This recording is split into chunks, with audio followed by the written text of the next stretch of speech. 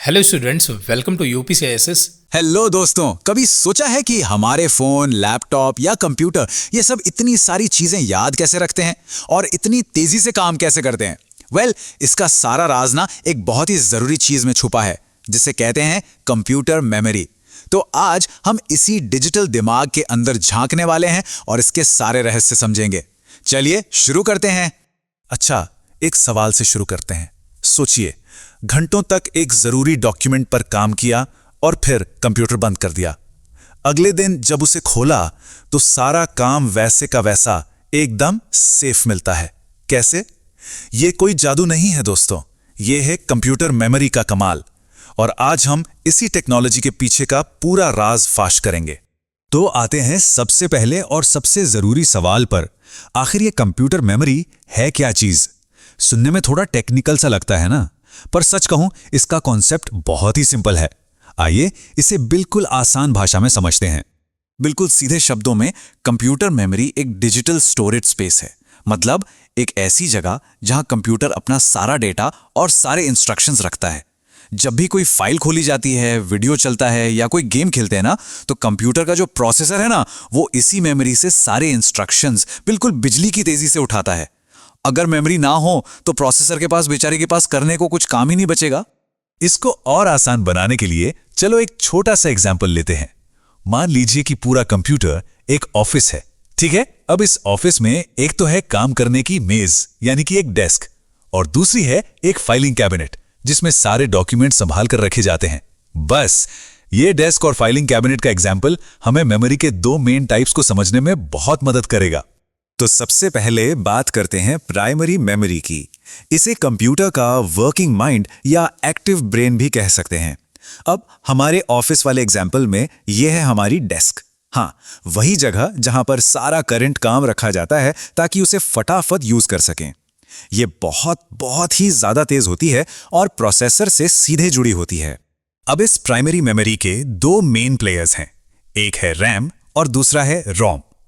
दोनों ही स्पीड के मामले में चैंपियन हैं, लेकिन इनके काम करने का तरीका और इनका मकसद एक दूसरे से बिल्कुल अलग है। आइए देखते हैं कि इन दोनों में आखिर फर्क क्या है। तो रैम ये है हमारी काम करने वाली डेस्क। जब भी कोई सॉफ्टवेयर या फाइल खोली जाती है तो वो फाइलिंग कैबिनेट से निकलकर सीधे इस डेस्क पर यानी रैम पर आ जाती है ताकि उस पर काम हो सके। लेकिन जैसे ही काम खत्म हुआ और कंप्यूटर बंद किया, पूरी डेस्क साफ। इसका मतलब रैम में रखा डेटा टेम्पररी होता है और पावर जाते ही गायब। इसीलिए कहते हैं ना, जितनी बड़ी डेस्क उतना ज्यादा काम एक साथ कर सकते हैं। सेम चीज, जितनी ज्यादा रैम उतनी स्मूथ मल्टीटास्किंग।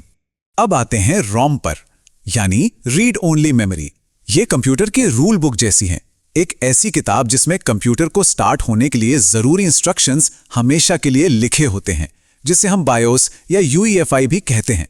जैसे ही पावर बटन दबता है, रोम ही प्रोसेसर को आकर जगाता है और बताता है, चलो भाई उठो, ऑपरेटिंग सिस्टम को वहां से लोड करना है।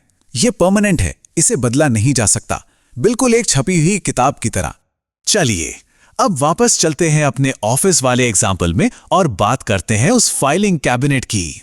जी हां, यह है सेकेंडरी मेमोरी, कंप्यूटर की लंबी और परमानेंट याददाश्त।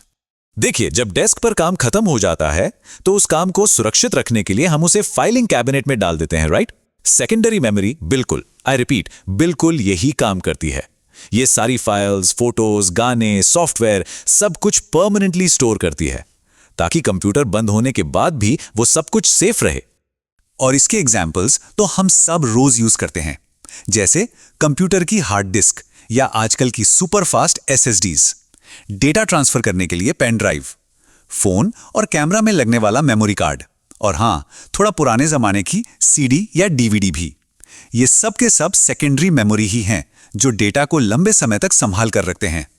तो हमने डेस्क यानी प्राइमरी मेमोरी और फाइलिंग कैबिनेट यानी सेकेंडरी मेमोरी दोनों को अलग अलग तो समझ लिया, लेकिन एक कंप्यूटर की असली पावर तब निखर कर आती है जब ये दोनों एक टीम की तरह काम करते हैं।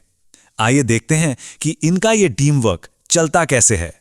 तो आइए एक झटके में सब कुछ रिवाइज करते हैं। एक तरफ है हमारी प्राइमरी मेमोरी जिसमें रैम और रोम आते हैं। ये बहुत तेज है, लेकिन इसमें से रैम टेम्पररी है।